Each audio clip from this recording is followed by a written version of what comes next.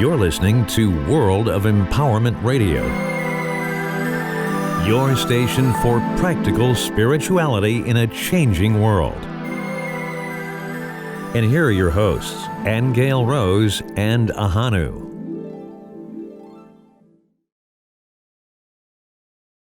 So this session is prompted by the need to find out about the light at the end of the tunnel, because there's... When people die. When people die, yes.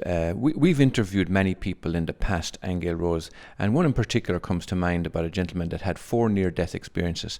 And in those near-death experiences, he turned away from the light. But it seems to be a common experience with everybody that there is this light. And the issue that has prompted our emergency session today, following on from Greece, is that this may all be a lie. And our prime question that motivates it is this light at the end of the tunnel, is this a trick? Well, let's give them a little bit more specific details, in the sense that I believe it was an article by the Wingmakers who said that the light at the end of the tunnel, or the light that people see when they pass on, and the tunnel that they go through, is really a deception by the Archons, who we will ask Source today to define the Archons for us. We did ask that, I think, in the past, but we'll do it again today. And that the relatives that we see are really holographic projections, if you will, from the Archons, as they're not really our relatives. But that then we're taken to a past life review, and then some Archon recycles us back into a body.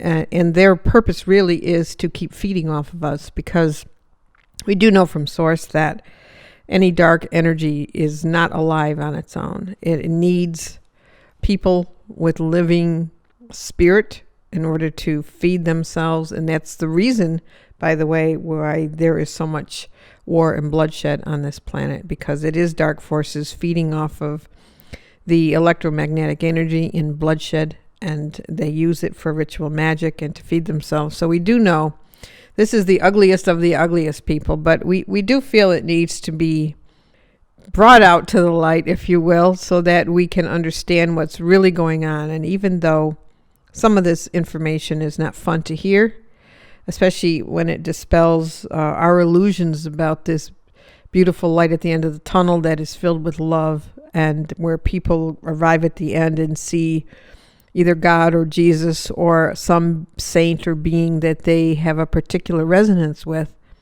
The idea is that these may all not be real. Okay, so we're going to explore that today. We're going to go in and ask Source to talk to us about this so that we can have clarity. The other question we're going to get an answer to today is about our relatives, because one of the beautiful motivations for people who, especially elderly people who are dying and they know they're dying, it seems that they're looking forward, in a sense, to meeting their perhaps dead husband, dead wife, dead mother. Yes, we've often heard that the relatives would come for them, and this is something that they look forward to in that sense. And we're going to find out, do they really see their relatives? Because one of these tricks that we're becoming aware of now is that the relatives, possible tricks, is that the relatives may not indeed be their real relatives, that they might be Archons impersonating. So these are very important things we're going to be dealing with today. We're also going to look at the whole process of awakening, and is it different for everybody? Is the experience after death different for everybody? And have we been controlled all along and deceived all along? I mean, this is a huge question. Is absolutely everything all one huge lie? Now, that can be both horribly scary for people, but also very freeing if we can embrace the implications of it. And we were talking earlier today, Ahanu, about the fact that we see so many lies being exposed now in our world. Government lies, banking lies, religious lies.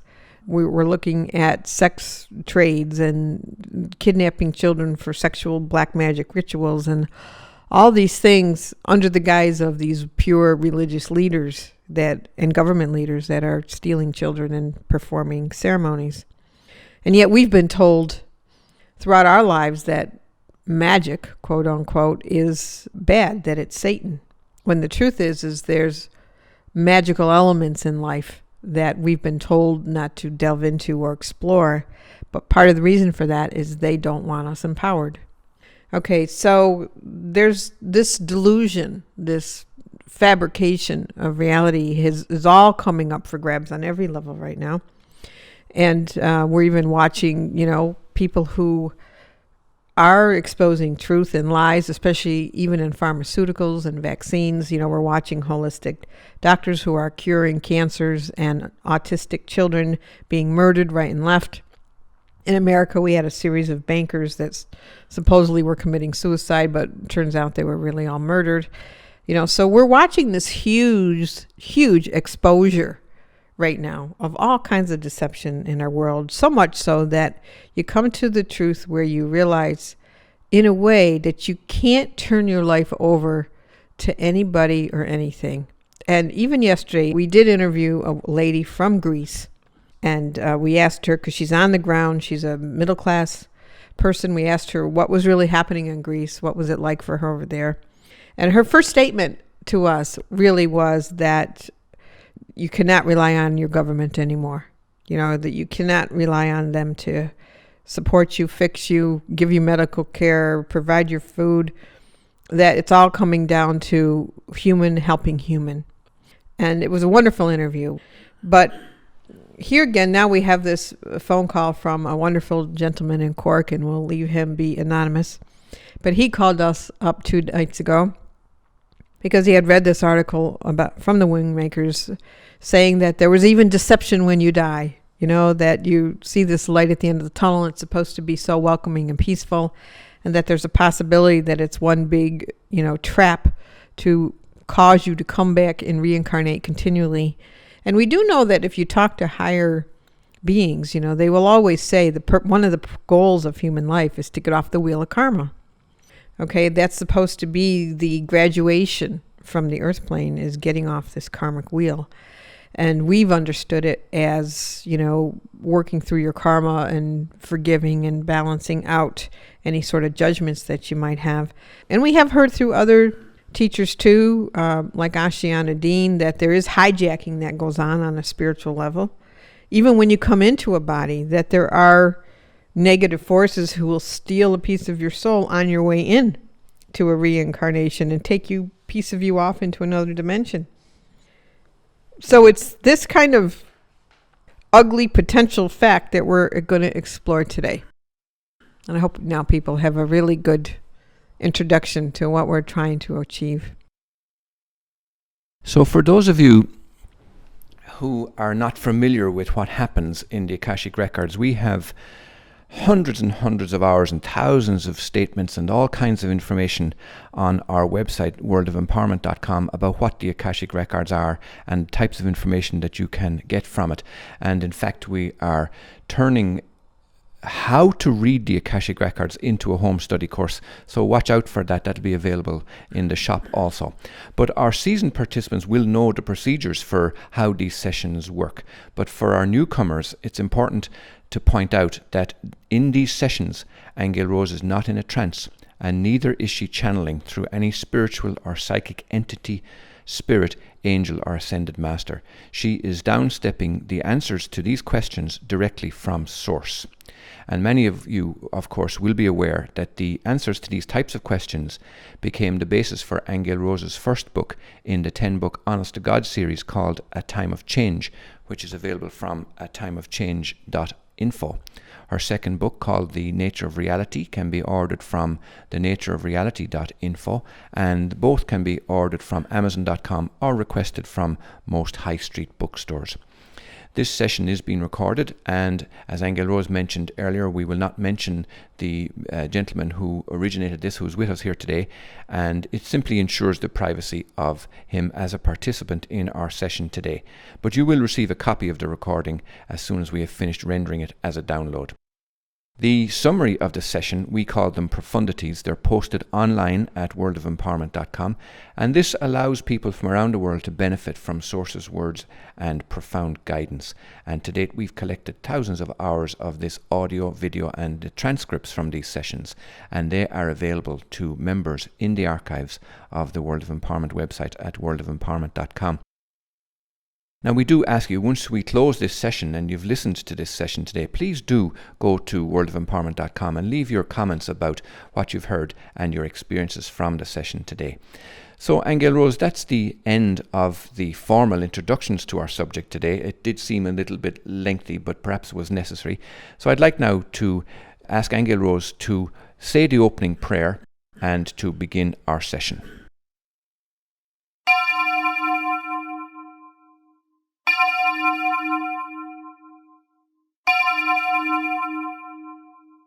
So just before you start with the questions, Ahanu, I just want to say, as I'm saying the prayer, that the room is filled with the most beautiful energy, and I want to try to describe it because I've never quite seen this before. I feel like I'm actually looking at what look like waves, as if you were under the sea and you were looking up at the surface, the way that looks when you're underwater and you're looking above. But it's energy that I'm looking at now. It's almost like an ocean of energy. And as I'm looking up, there's all these beautiful connecting, clear little pieces of wave that all connect to each other. And it has like an electric blue outline to the little sections. But it's also filled with this beautiful yellow light. And it's expansive and it's pervasive. So I can't see an end to it, and I can't see a border of it. It just looks like I'm in this ocean of this beautiful energy. And it feels very much elated and happy. So I just want to say that's what I'm starting with. Okay, our first question today, Angel Rose. What does Source have to say about the light at the end of the tunnel? That people see when they die. Because you know that phrase, light at the end of the tunnel, and people use that a lot. When they're in a bad space, oh, there's got to be light at the end of the tunnel. Okay, which is interesting, isn't it, that they actually use that? Okay, so what Source is saying is that, in a way, that light is actually something that occurs within the brain of a person when a body is dying. All right, that it actually collapses in on itself. So we have to think of vortexes. Okay, that tunnels that people perceive are really vortexes that actually point to either the expansion or the collapse of a life form, okay, or of a consciousness. That's one aspect of it. It is a biological occurrence, okay? Let me look at the vortex for a minute, because actually Source is saying that in truth, vortexes are illusory, and they actually come from the perception of separation or our belief in time and space. In other words, we do have an idea that to get from point A to point B, you have to travel somewhere, okay? So what Source is saying is it's actually not true. In reality, everything is in the present moment. And there is no time or distance or space. But because our consciousness perceives a limitation in that way, that we actually experience as if we're traveling someplace. Okay, so that's the first part.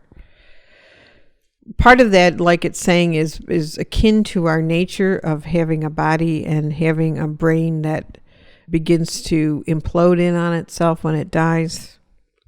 And so it creates these little vortexes. And actually, Source is saying, the truth is you're made up of millions of vortexes, actually. Your physical body, every cell, every center of a cell is a vortex that connects to a life-giving stream of energy.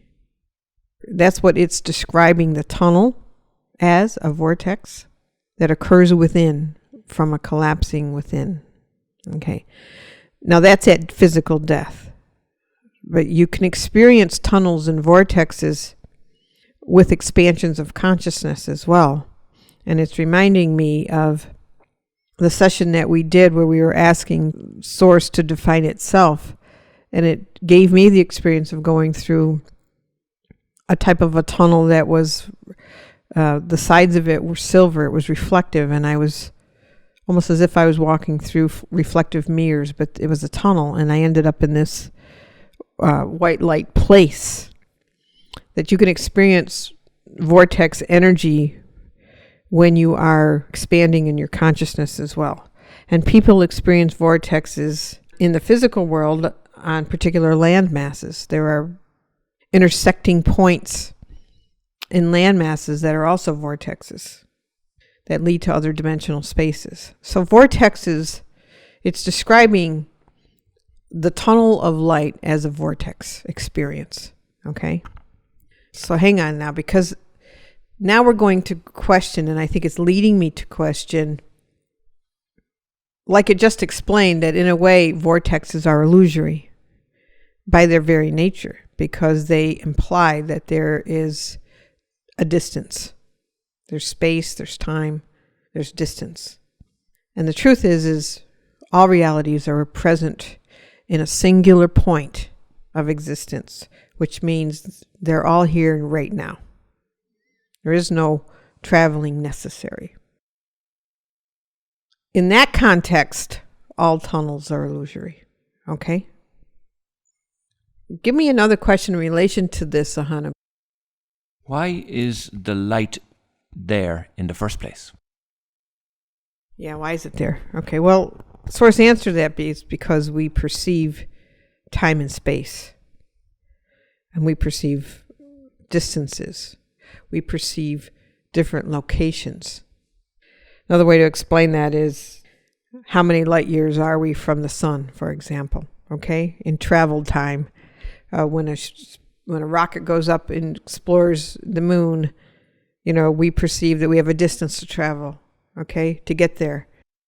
And we also perceive that extraterrestrials with their spacecraft can go these distances in a blink of an eye because they fold space-time. But perhaps the truth is they actually know that there is no space-time. Okay.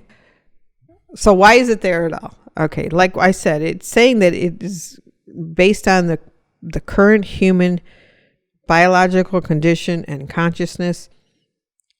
The tunnel of light is there because the brain or the body collapses inward at death. It's almost like a vacuum effect, actually. It's kind of like, if you can imagine that when you die, you implode on yourself and you go, you take all your particles of your spirit and you, as a vacuum, you suck it out and you draw yourself out. Okay, so I think this is actually a good lead into, in that process, do we get hijacked by negative forces? I think that might be a good lead in. Is that okay? We'll go ahead and ask that. What I do hear Source saying is, yeah, there are many entities that are more than happy to, steal your spiritual life force on your quote unquote way out. This is also true when people have out-of-body experiences. We can just point back to Robert Monroe's original work, Journeys Out of the Body, where he started leaving his body consciously, and he did find himself in some very dark places and meeting some very ugly entities who would be been more than happy to steal him, basically. What Source is saying is the universe is full of all kinds of entities, magnificent light beings, horrible dark beings, beings of low consciousness. It's all waveforms. All of this is vibrations and waveforms. You yourself have a signature, Source is saying, that identifies you as you. You have a particular frequency and vibration. Okay, it's the same throughout the universe. If you could see it energetically, you would be looking at a huge pool of all sorts of different frequencies. Okay, so when someone's on their way out, depending on how they die, If their experience is, let's say, traumatic for them, they may encounter some beings that are there that would love to feed off of that person's traumatic spirit. But there's also a lot of protection, because Source is saying that even though those entities might be there to try to capture soul energy or spirit, there is also many, many higher beings that protect personal spirits on their quote-unquote way to their other worlds. So it is not a given that every single being gets taken and used. All right, so it's not a given. That's one of the reasons we're all given a holy guardian angel at birth. Source is reminding us, is because it recognizes that we do need some sort of looking after on our experiences. Precisely because we have forgotten our true presence. So we're given help. We're given help not just through holy guardian angels, we're given help through other benevolent spirits as well. If I were to ask Source, what's the percentage of souls that actually are kidnapped, let's just say disassembled or used for other purposes, if their own particular soul or spirit energy is weak, well, Source is saying 50 to 60%. That's a lot. 50 to 60% of souls that are weak. And what I mean by a weak soul is either a soul that is very young and has not built up a strong life force energy, or people who, let's say, have used heavy drugs and have weakened themselves, or people who die traumatically, suicidal people who kill themselves. These people are all subject or vulnerable, let's just say, to having some of their soul or spirit energy taken on their way to a better place. Now, we can look at that and say that some of the reason why we see ghosts are kind of shells. Source is defining ghosts as shells of souls that have not made it to another place. So I'll let you go with the next question, because we still haven't talked about what actually happens once somebody does get to the end of a tunnel on the way there. Okay? I just want to comment too, sorry about that, but what it's showing me is that the place where souls could get taken out the most is when they first die. Because there is a quote-unquote space in the illusion between the point of death and the light. There's a space there. And most beings would be taken out there before they even get to the tunnel. Okay? Because these dark spirits are very earthbound. The ones that mess with us are very earthy. You know, they want to stay in the levels close to the earth because they feed off of humans and they try to have some semblance of a life through human beings. I find that while you're writing, Hannah, I find that an interesting answer, that 50 to 60% of vulnerable spirits, now we're not saying all spirits, so we have to be clear, vulnerable spirits do get compromised in some way, because it does kind of point to really being conscious of your own energy and what you're doing with yourself. Okay? Especially because with drug use, for example, you are altering brain chemicals. And when you die, your brain implodes. Okay? Your physical body implodes. And what I mean by that is the cells kind of turn inward. They go into their center vortex. Okay? They go in. So if the quality of those cells are compromised and weakened, then that does affect how much life force particles you're gathering to yourself on your way out. Does that make sense? You mentioned, Angel Rose, that you wanted to talk more about when somebody actually gets there across the divide, like through the tunnel of light, as it were. But I'd like to suggest that we have actually covered that extensively in a session that we did called The Planes of Existence After Death, that people can find on the World of Empowerment archives. Our line of questions is more about what happens at the point of death and as people follow that tunnel of light.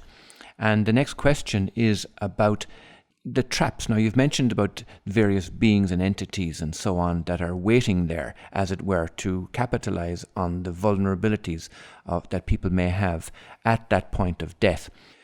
What we want to know now is, do people really see their relatives after death, or are they what are being called Archons? All right, there's a few questions in that, but I do want to go back just for a moment, because in the relation to the questions we're asking on, is the tunnel of light a fabrication? I'm getting a no. I'm getting no, that that's actually a process, a vortex process that's within all of us. Okay, so I'm not seeing that that's invented. It's illusory in the relationship to the fact that we believe in time and space and distance, and there has to be a process to get from point A to point B. It's illusory in that context, but it isn't made up by the Archons. I don't see that. Okay? So I first want to go in and ask Source about the Archons. We did address that, but let's go in and ask Source again to define these entities. So what I'm getting right away is they are a artificial, fabricated presence. That's not to say that they don't have an effect, but they of themselves are not alive. That's what I'm trying to say. They're not alive in the sense of they don't have... So here's the picture Source is giving me. It's almost like as if they're made of dust. And they build up a presence based on energy that they take from beings that are alive. They're not alive and they're not real in that sense. So I have to explain it. At their basic organic nature, they aren't organic, in other words, okay? However, we have to understand that they get created from hatred. They get created from all of the hatred and the judgments and the competitive perceptions we have, and any sort of a lack consciousness, any sort of a greed, any judgment we place on others, all go into making up these entities that actually are not real in the sense of they're certainly not created from a God force energy, which is total love. So they can become very powerful because there's a lot of hatred in the world, okay? And as I mentioned in the introduction, that hatred, people use dark rituals to bring more of that power to themselves. So Archons are an artificial type of intelligence that only have their power as long as they keep hatred alive and fear and greed. So that first needs to be said. Okay, so do they have an agenda? They have an agenda because they do not maintain an existence unless they keep us fearful, okay, unless they keep the bloodshed going on the earth, the wars, I just want to interject for people who think that this is only happening at the level of governments. It's not. It's happening at the level of individuals, because we see that in the United States recently with all this craziness about the Confederate flag and, race against race, because some black people were killed in a church. All of a sudden it becomes a race war. So people still have hatred and segregation within themselves. And this is exactly what beings like Archons want. They want that. So we do contribute to it. We create it, and this is why it's so massive. It's massive. You can look back in history and see this particular patterning going on for thousands and thousands of years. It's not new. So I'm just trying to get across the point of how huge these negative presences have become. All right, so the next question would be, Are they at the end of the tunnel waiting for people, disguising themselves as people's relatives? Is that really what we're asking? You know, what I'm hearing Source say is there is a limitation in terms of where they can be. I find this interesting. I know we're kind of talking in double realities here today, because on the one hand, Source is explaining things to us in terms of journeying and space and time and location. But on the other hand, it's telling us that those things are perceptions in our consciousness. Okay, so just to be clear, but we're answering this question as if you've traveled through the tunnel. It doesn't look like you can be picked up while you're in the tunnel. I don't see that, because it's an inner process that's happening.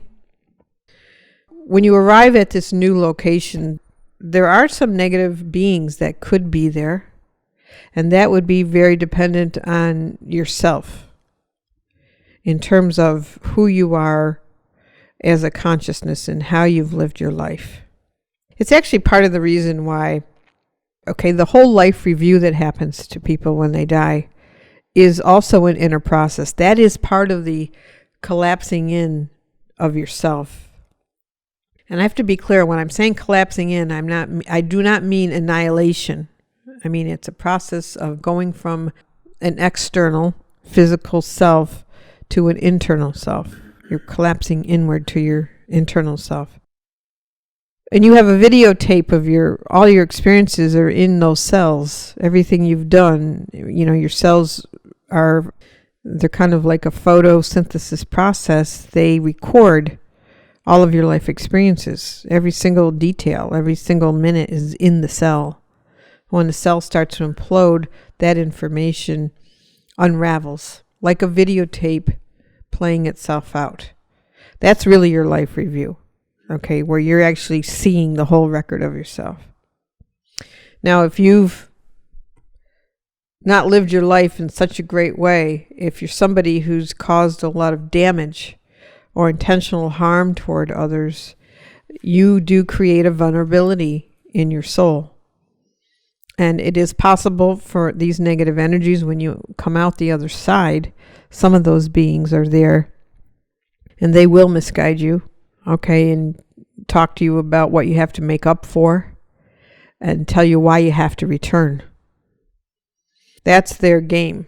Let me tell you why you have to make up for what you did in this lifetime. You got to go back and do it again. In fact, they enjoy convincing you that you have to go back and experience exactly what you did to somebody else.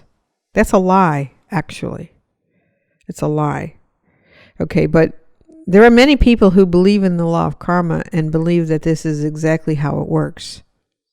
Whatever you've done to somebody in another lifetime, you'll have to come back and go through that type of experience yourself in order to balance the karma. That is definitely Archon lies. Because the truth is when you have a true meeting with Source, you may see the negative things you've done, but what Source does is also show you your loving self. And it is true that you can have an experience of total love when you're through the other side of Source and continue on advancing as a soul and as a being in other dimensions. You don't necessarily have to come back and go through ugliness. When we say that all is forgiven in Source, we mean it. It's like, this is so hard to find language for what I'm seeing, because I'm experiencing what Source is telling me as I'm talking to you about it. But imagine that, again, let's go back to this ocean wave of energy I saw in the beginning. That was all Source energy. Imagine you're under the ocean, and the ocean is Source. When you get immersed into the ocean, things are dissolved. Things are purified. All right, so you're shown love, and you're given love. In fact, we know from our other conversations with Source that this is all that Source ever really does, is give people more and more opportunities to realize love. Same is true after you die. You get absorbed, and those who make it there, get absorbed into the love of God. All right. And they continue from that presence. Okay. All is forgiven, in other words. But an Archon energy will convince you that you got to go back and be recycled and go through harm that you've placed on other people. Now, I want you to consider why these are lies. They're lies because if you go back and do that and you go through a lifetime where you are now suffering, you're now, let's say, being murdered, you're experiencing torture, what kind of energy does that actually produce? It only produces more trauma. It produces more of the same sort of horror that these beings feed off of. And so they're delighted to get you, if you're vulnerable at a particular point, and convince you. Now, religious dogmas can contribute, by the way, to you being convinced that you've sinned. This whole concept of sinning and having to be punished for sins is the same idea. If you're someone who believes in those things and you feel guilt about things you've done, you're very easy to convince that at some point you're going to have to go back and make amends. That is part of the deception that can occur on the other side.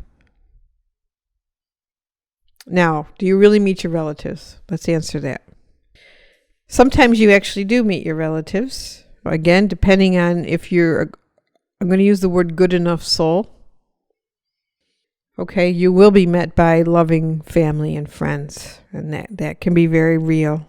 They will come for you. Can there be illusions of that? There can be. Just like there's illusions of people who say, like, for example, if you are somebody who believes in Jesus and you cross over and you're met by Jesus, it can either be real or an illusion. The illusion part would be if that being starts to show you sins, okay? Or if that being points out, you didn't do this right, you didn't do that right, you have to go back. Any being who tells you have to go back and redo it is a liar. That's how you tell.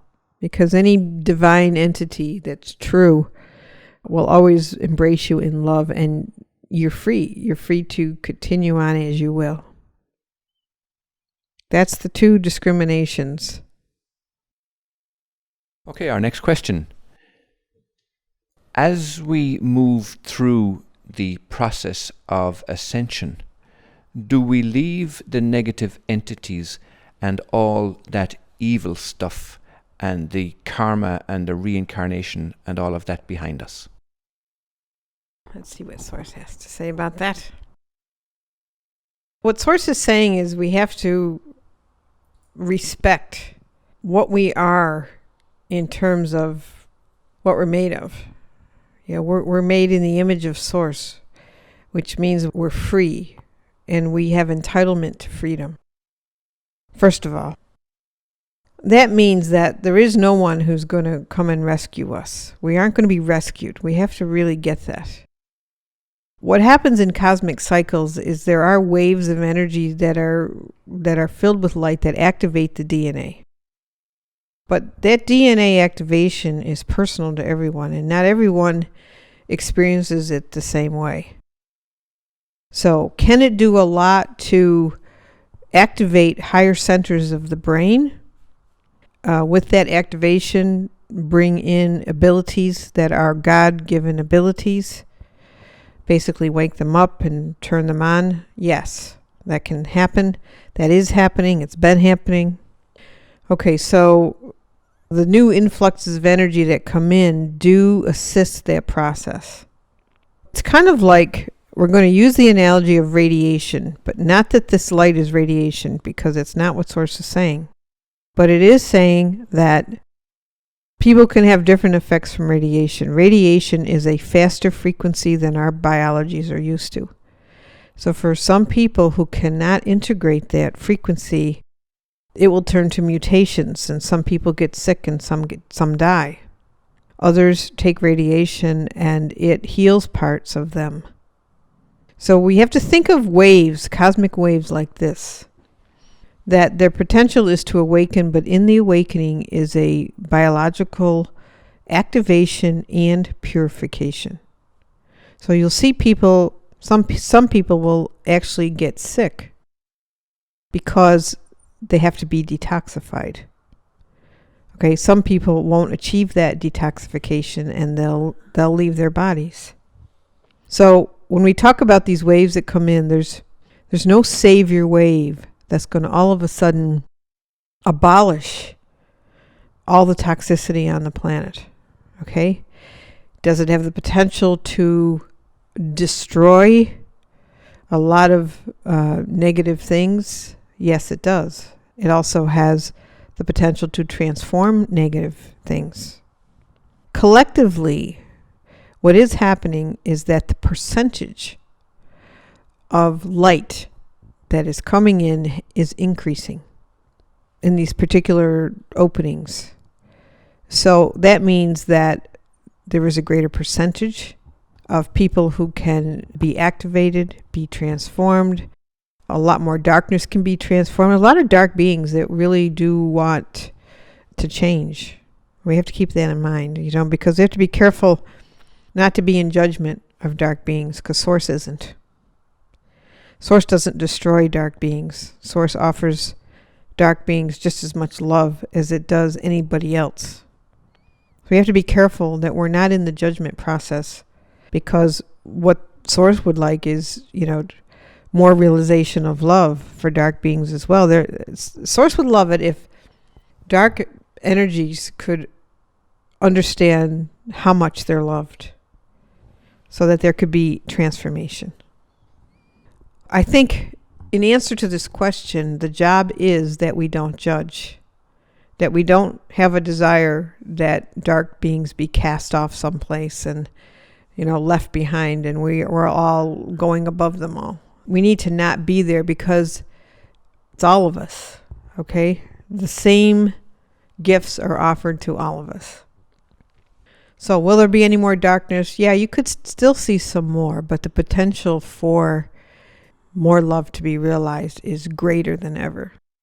And that's what true ascension actually is when you come to the place where you understand that all at the highest level, there's just love and more love and more love and more acceptance and more innocence. And, that's what ascension actually is. And it's a state of being and a state of consciousness.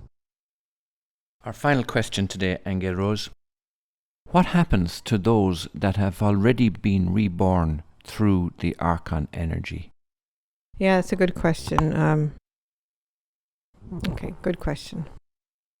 Source has given me the word resurrection, okay?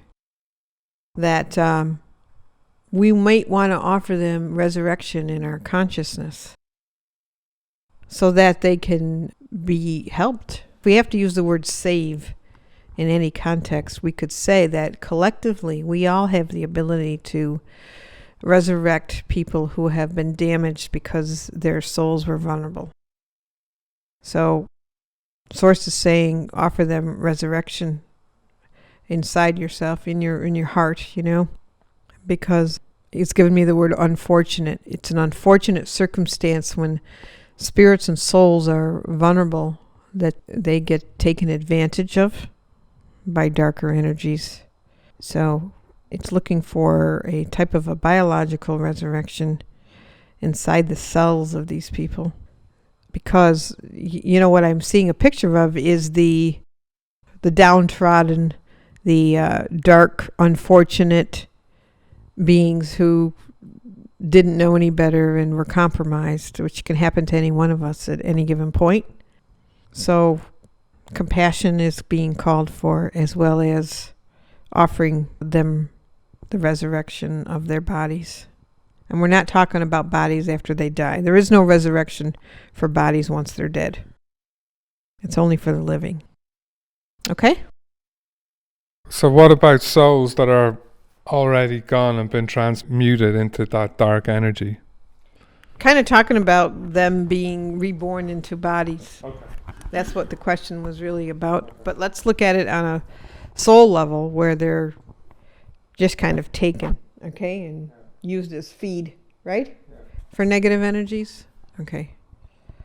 See, it's the same answer, that Source gives us about, let's say Archons have stolen someone's soul and they've reabsorbed that soul into themselves to give themselves more power. The answer is the same. Source is calling for compassion for all beings, actually, who don't know that they're loved. I mean, the whole problem seems to be a forgetting about what source energy is and about the love that it encompasses. So even Source would still offer Archons who have done that forgiveness. And so that soul actually becomes part of an Archon now, right? But the soul that's taken still would have a certain amount of its own light. And as long as it still has a certain amount of its own light, even if it's become part of an Archon, it still has the potential to be awakened further. The image I'm getting is, let's say there's only one spark of light in a dark entity. Because there is a spark of light, I mean, that's actually what gives Archons their presence, as they're taking light from, as it's not their own light, but they're taking light from other souls. Point is, there is light there.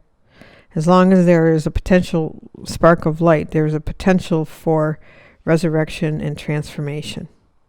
And that's what we always have to remember, okay? That God spark is still inside who's ever being fed upon. Does that make sense? And it's our job, really, to hold that in our minds, and not be looking at the dark part. Because we either weaken further or we strengthen.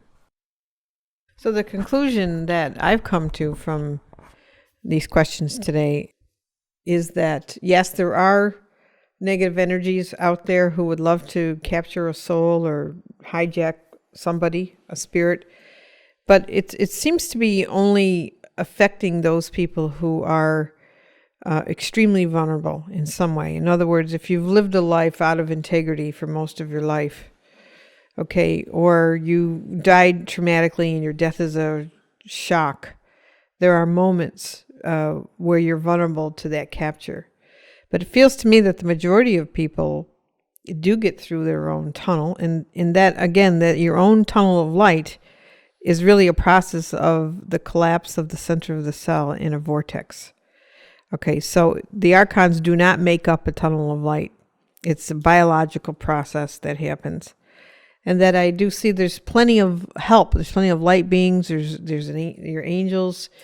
You have people, pulling you toward where you need to go. But I'll also comment that this is why it is important to pray for the dead, especially when they die, those moments after death. It's very important that you visualize a safe passage to heaven, that you support them on their journey. And many traditions believe in some sort of period there where that's very important. And even people who, after they die, prayers help. They help. They're spiritual life force energy. But, for the majority, the big picture to me is that Source is above all of this stuff. And Source is very much a loving presence, and that our judgments are the things that keep us in these lower processes. And we have to be careful, especially when we're dealing with dark entities, that we do not wish them destruction and harm. Instead, Source would reinforce whatever spark of light there is in them and point them toward an ability to resurrect.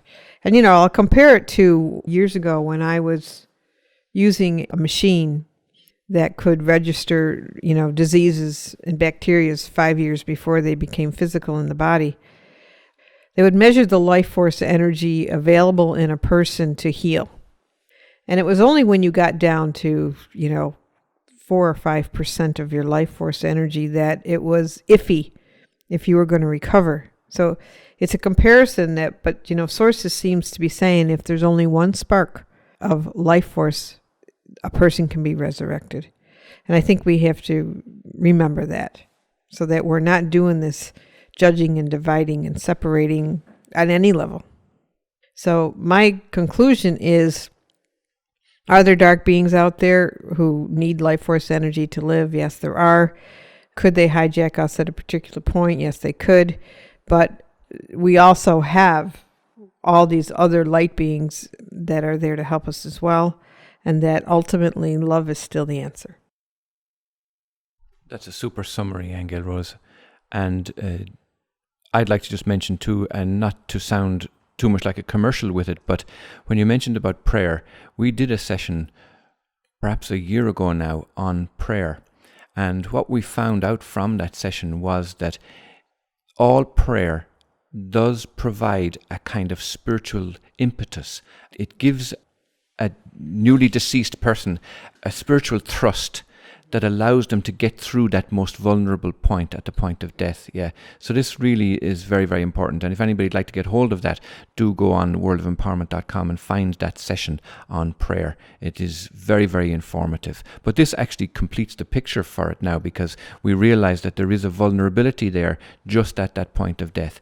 And this is where the prayers are really, really important. Actually, we've seen how ancient peoples did recognize that in the Tibetan Book of the Dead, for example, or the Egyptian Book of the Dead. They very much are aware of the importance of prayer at that point in time. But heretofore, we didn't understand what it actually did. It's us that can provide that kind of energetic whoosh for them to actually get through that vulnerable period. That's really super. Okay, that brings us to the end of our questions today, and as is traditional with us, we're going to read now the summary of what we've covered today. The tunnel of light is not a trick. It is a spontaneous biological process of implosion within the brain and body of the person that has died.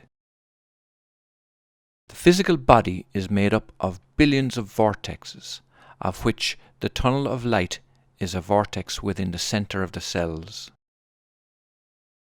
For those that are dying or near death, the tunnel of light is a vortex experience. The space and time between the point of death and the experience of God's love is in our own perception. Along with protective beings that are present at the point of death, there can also be some negative entities that are more than happy to steal the dying person's spiritual life force. If one's death experience is traumatic, there can be lower entities trying to capture the person's spiritual potential, but equally there are beneficent beings ready to help the person cross over. We are also given help through our own guardian angels after death. 50 to 60% of souls that are weak or vulnerable can be hijacked after death. Drug use can weaken the soul's thrust through the tunnel of light. Ghosts are shells of souls that have not made it to their new place. Prayers are a valuable support for the souls of the dying. The universe is full of all kinds of entities, from magnificent light beings to horrible dark ones. A dark entity's only source of sustenance is the suffering of humanity. Archons are an artificial fabricated presence that have no life force of their own. Archons are not organically alive. They are made of dust that builds up a presence from harvesting the negative energies of other life forms. Archons build up a presence from the hatred, judgments, fear, greed, and competitive perceptions of humanity. They also take energy from our suffering, dying, and death process. Because there's so much hatred and suffering in the world, Archons have become very powerful. Archons keep their power only as long as they keep hatred, fear, and greed alive in our consciousness. The subsistence of the Archons is not new and is evidenced by the millions of years of bloodshed on Earth. Archons enjoy convincing you that you must return and reincarnate to balance negative karma. The idea that you must always reincarnate is an Archon lie that produces more trauma, horror, and suffering which feeds their existence. The idea of punishment and guilt is an Archon construct to ensure reincarnation of the human body. If a spiritual being points out your sins and suggests karmic retribution, you can be sure they are not a love-based being. Any spiritual being that tells you that you have to reincarnate to relive an action is suspect. Reincarnating to experience negative karma only provides more food for the Archons. God's source only offers forgiveness and wants us to offer it to others as well. Forgiveness erases karma. When you have a true meeting with God's source, there is no need to reincarnate into suffering. Rather, you are only met with forgiveness. As Source shows you only love after the tunnel of light experience, to reincarnate and go through suffering again is not the highest form of reconciliation. When you get immersed in the ocean of love of that is God's source, everything is purified and forgiven. Rather than karmic reincarnation to purge sinfulness, Source only gives more and more opportunities to realize love. We must not be in judgment of dark beings because Source isn't. Source offers dark beings the same love as anyone else. Even one spark of light in a dark soul is sufficient for its resurrection and transformation. Source calls for compassion for all beings that have forgotten that they are loved.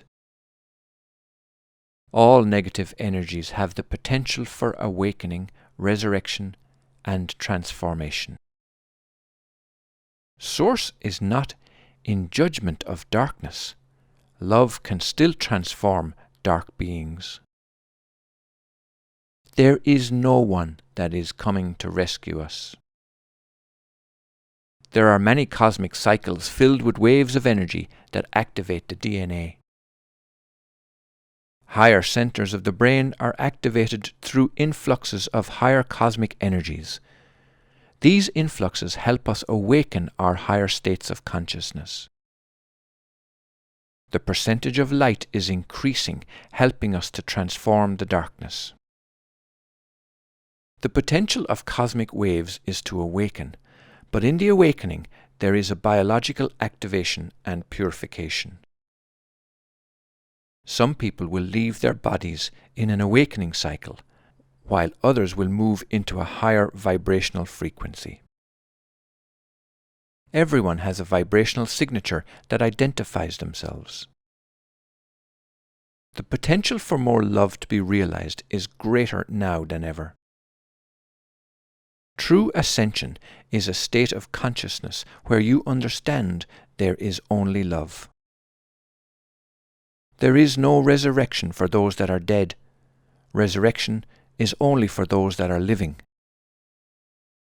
Sometimes people experience vortexes at land locations on Earth that we refer to as portals.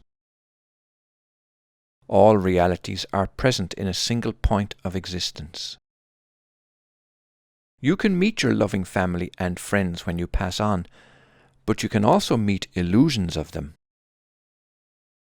The life review is held in the cells of the human body that unravels after death.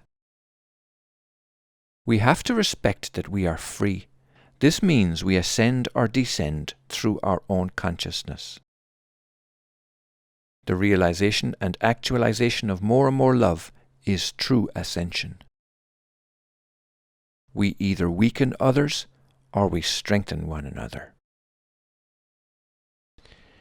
So that brings us to the end of our session today. I'm going to ask Angel Rose to come back now and close the records. All right. Thank you, everyone.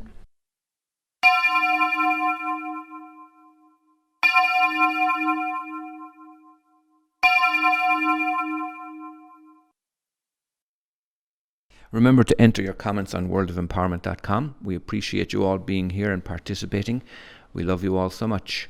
Until next week, blessings from myself, Ahanu, and from Angel Rose. You have been listening to Angel Rose and Ahanu on World of Empowerment Radio, your station for practical spirituality in a changing world.